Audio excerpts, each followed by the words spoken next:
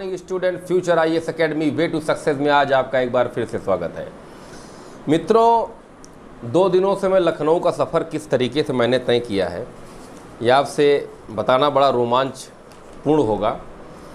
मैं गया और मैंने देखा कि किस तरीके से लोग रह रहे हैं और मार्केट कैसे ओपन हो गई है। मतलब देख के ऐसा लग रहा था जैसे मान लीजिए कोरोना नहीं है, कोरोना कोई महामारी नहीं है, कोरोना एक बहुत बड़ी जो है लाभ वाली कोई वस्तु है। आदमी बुला रहा है कि भाई कोरोना आओ, मैं तुमको लेना चाहता हूँ। कोई सोशल डिस्टेंसिंग नहीं, कोई मास्क नहीं। बहुत लोगों को मैंने देखा ना मास्क का यूज किया है ना सैनिटाइज कर रहे हैं। मतलब हद है यार, ये हद है। मतलब सरकार सहयोग कर रही है, पूरा सरकार लगी हुई है कि आप लोग कोरोना से बचो, तो आप लोग कोरोना के पास भाग रहे हो कि आओ मुझे भैया कोरोना हो जाए। तो कोरोना से बचो आप लोग। कोरोना होने के बाद क्या होगा ये तो फिर भगवान ही जान पाएगा। तो एक बार फिर से future IAS academy way to success में आपके उत्तम स्वास्थ्य के साथ आपके सफलता के मार्गदर्शन के लिए मैं खड़ा हुआ हूँ। कल की वीडियो में बनाने के कतई मूड में नहीं था। अब ये सोच लीजिए मैं कार से उतरा हूँ, उतरने के बाद मैं आया हूँ, ना मैंने मुंह धुला था ना मैंने कुछ खाया था, लेकिन मैंने कहा, मन में सोचा कि हमारे बच्चे जो हमारे विद्यार्थी, हमारे लोग जो हमारा इंतज़ार करते हैं हर दिन हमारे वीडियो का बेसब्री से, ऐसा ना हो कि उनका दिल टूट जाए। मैं अपने रूम में ही बैठ के मैंने वीडियो बना डाली।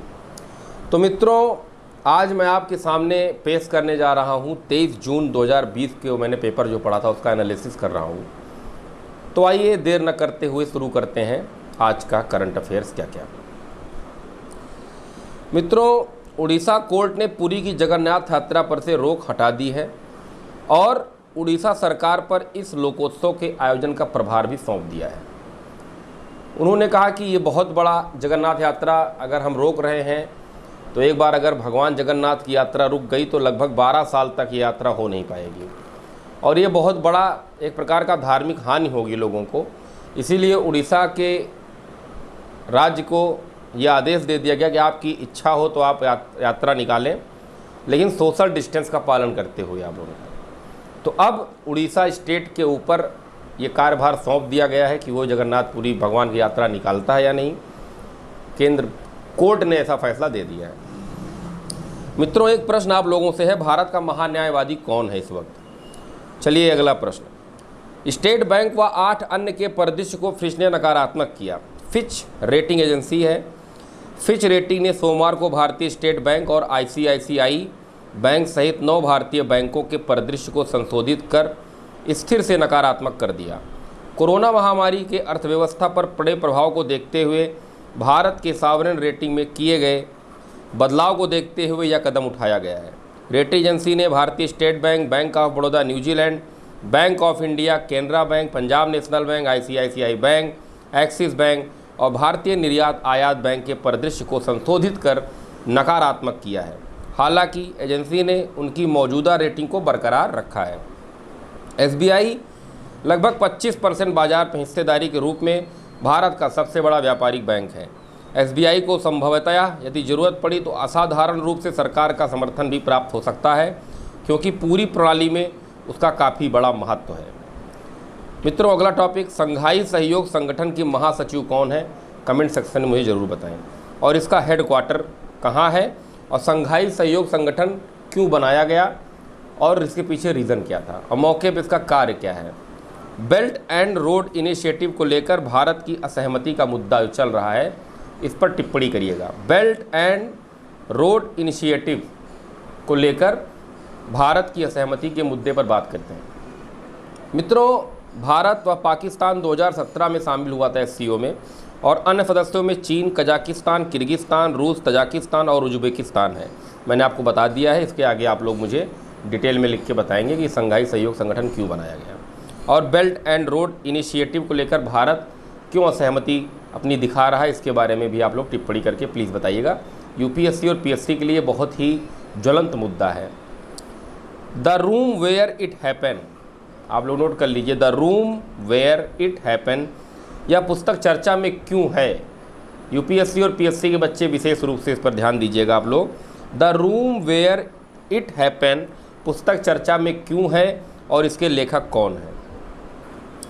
अगला टॉपिक में बात करूंगा, निजी क्षेत्र के IDFC फर्स्ट बैंक ने कोरोना महामारी के मद्देनज़र ग्रामीण इलाकों में लोगों को आजीविका देने के लिए गांव-गांव मास्क मुहिम की शुरुआत की है। मित्रों, ये प्रश्न आपसे पक्का पूछा जा सकता है कि गांव-गांव मास्क ये मुहिम की शुरुआत किसने की है, तो कतई आप लोग गलत मत करिएगा। IDFC फर्स्ट बैंक ने कोरोना महामारी के मद्देनज़र ग्रामीण इलाकों में लोगों को आजीविका देने के लिए गांव-गांव मास्क मुहिम की शुरुआत की है। मित्रों, अगला प्रश्न, घरेलू क्रिकेट की एक हस्ती थे राजेंद्र गोयल के निधन पर BCCI के अध्यक्ष व पूर्व क्रिकेटरों ने शोक व्यक्त किया है। घरेलू क्रिकेट की हस्ती राजेंद्र गोयल के निधन पर BCCI के अध्यक्ष व पूर्व क्रिकेटरों ने शोक व्यक्त किया है। द मोस्ट इम्पॉर्टेंट मित्रों, आज हम लोग बात करेंगे एक एडिटोरियल पर जिसका नाम है समस्या समाधान की दिशा। तो आइए बात करते हैं प्रवासी मजदूरों के बारे में। बहुत ज़्यादा महत्वपूर्ण चर्चा का विषय है ये। तो आइए चलता हूँ, मैं आप लोगों को इस पर कुछ इम्पॉर्टेंट महत्वपूर्ण बिंदु बताऊँगा, बाकी इसका डिटेल जैसे आप लोगों को लिखने में आसानी हो।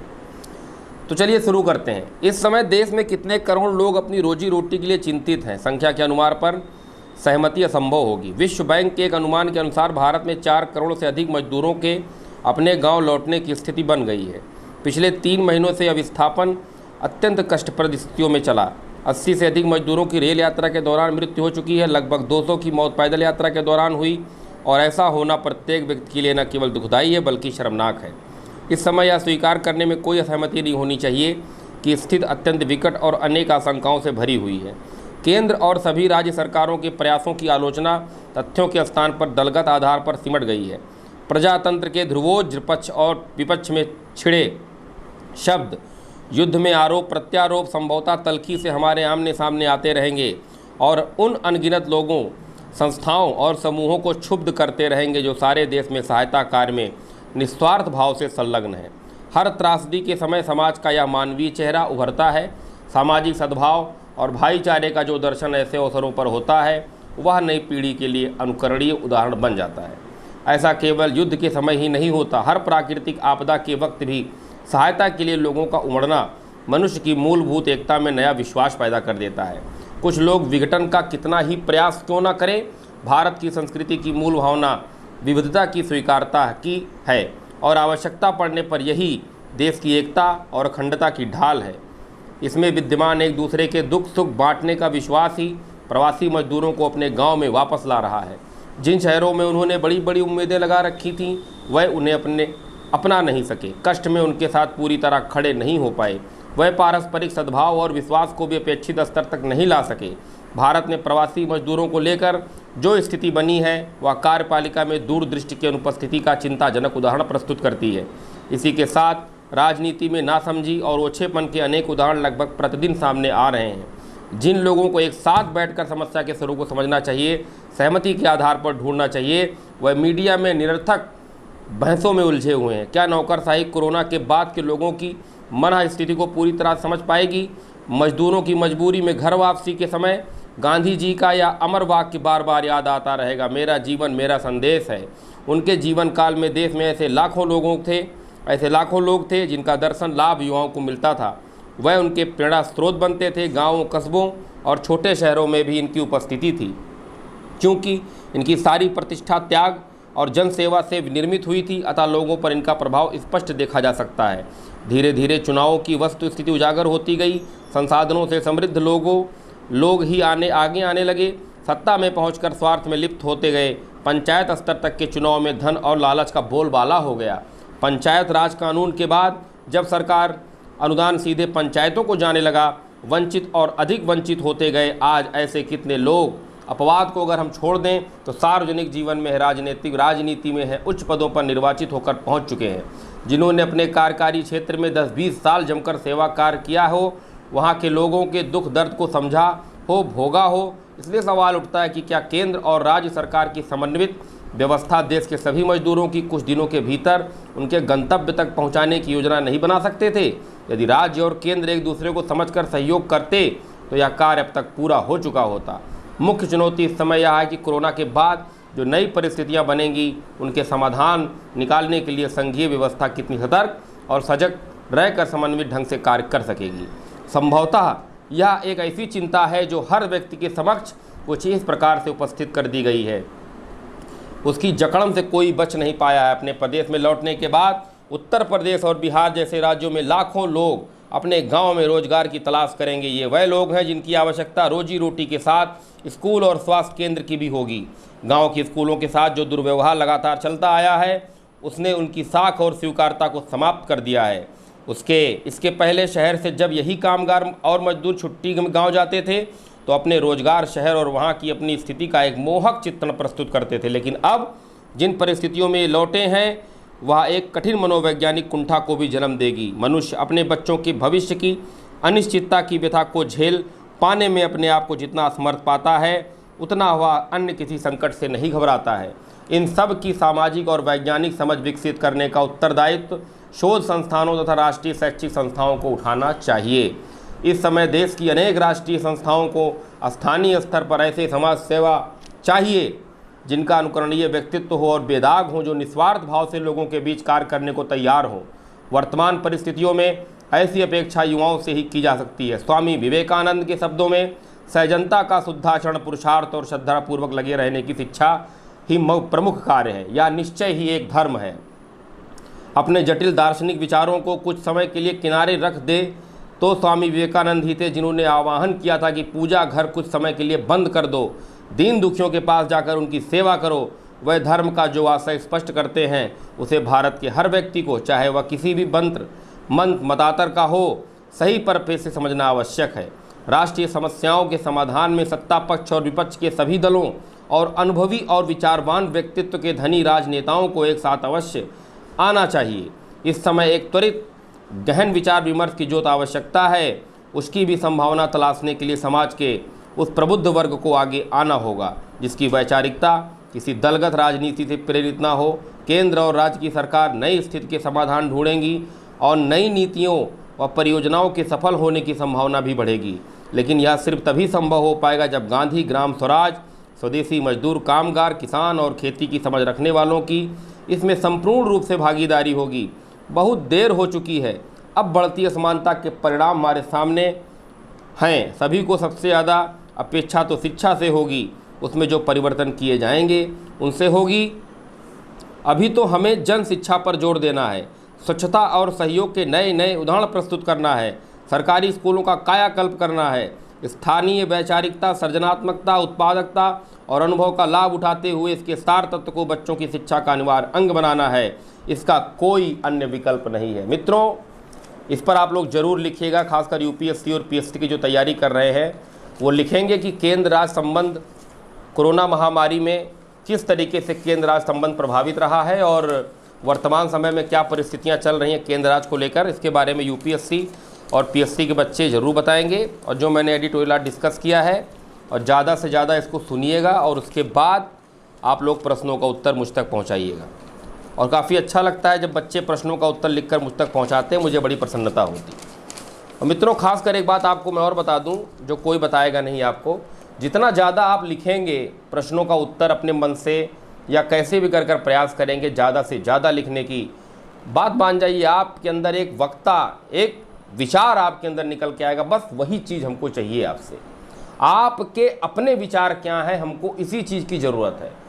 कवि क्या कह रहा है, लेखक क्या कह रहा है, समाज कार्य करने वाला क्या कह रहा है, एडिटोरियल लिखने वाला क्या कह रहा है, आप उसकी भाषा पढ़िए, मेरे शब्दों को पढ़िए, मेरे शब्दों को सुनिए और उसको सुनने के बाद अपने आप, अपने व्यक्तित्व को अपने आप में ढालकर, उस योजनाओं में ढालकर अपने शब्दों में लिखने का प्रयास करें।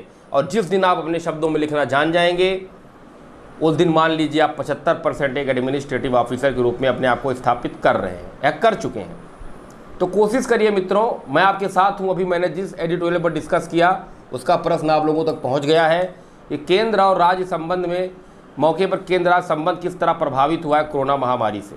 इस पर आप लोग ज़्यादा से ज़्यादा लिखेंगे। तो केंद्र राज्य संबंध जब आप लोग लिखेंगे तो केंद्र राज्य के बीच में जितने डिस्प्यूट हुए हैं वो भी आप पढ़ लेंगे और केंद्र राज्य संबंध किस तरह से ऐसे बिगड़ गए हैं कि कोरोना संकट काल में अगर केंद्र राज्य संबंध अच्छे होते या अगर सब लोगों ने साथ सपोर्ट किया होता तो जो मजदूर आज इतने बड़े संख्या में भगाए जा रहे हैं, भाग के आ रहे हैं, ये पहले भी आ सकते थे। ऐसा आप सोचिएगा, मैं तो सोच चुका हूँ। तो मित्रों, आज का ये अंक करंट अफेयर्स की जिन बिंदुओं मैंने चर्चा की बहुत महत्वपूर्ण है, क्योंकि कल रात में मैं लखनऊ से आया हूँ और मैंने रात में जगकर इसको मैंने 3 बजे सुबह तक मैंने तैयार किया है। एडिटोरियल वगैरह मैंने 3 बजे सुबह तक तैयार किया कि हमारे बच्चों तक मेरा प्रयास हमेशा अच्छा रहे, इनका भविष्य अच्छा बनता रहे। तो मित्रों, बहुत बहुत धन्यवाद। और जाते जाते एक बात और कि एक परिवार के बड़े सदस्य के रूप में अगर आप मुझे मानते हैं, जानते हैं, थोड़ी बहुत इज्जत करते हैं, तो यार लाइक कर दिया करें और सब्सक्राइब प्लीज़ कर दिया करें, क्योंकि जब आप लाइक और सब्सक्राइब करेंगे तब मैं और अच्छे से उमंग के साथ, भाई मैं लखनऊ क्या करने जा रहा हूँ, कोई मॉल भी नहीं खुला है, कोई सिनेमा हॉल भी नहीं खुला है कि मैं मूवी देखने जा रहा हूँ, मैं अपने कोचिंग के काम से ही जा रहा हूँ। जिन बच्चों ने NCERT मांगी थी उनको NCERT आज मिल गई है, और जिन बच्चों को और डिमांड होगी वो मुझे व्हाट्सएप पे बताएंगे। उनको पुरानी NCERT चाहिए, नई NCERT पढ़ने की आवश्यकता नहीं, पुरानी NCERT मैं ला के आप लोगों को दे दूँगा। तो मित्रों, कोरोना से बचिए। अब तो शिवनगर फैजाबाद के बच्चे जो मुझे सुन रहे हैं, शिवनगर मंडी, पता नहीं नाका चुंगी सब तो सील हो गया है, तो आप लोग बच के रहें। एक सोशल संदेश आपको कि आप लोग कोरोना महामारी से बच के रहिए, अपने परिवार को बचाइए, खुद बचिए और उत्तम स्वास्थ्य के साथ पढ़ाई करिए और आगे बढ़िए मित्रों, उससे बड़ा दुनिया में कुछ नहीं है। बहुत बहुत धन्यवाद।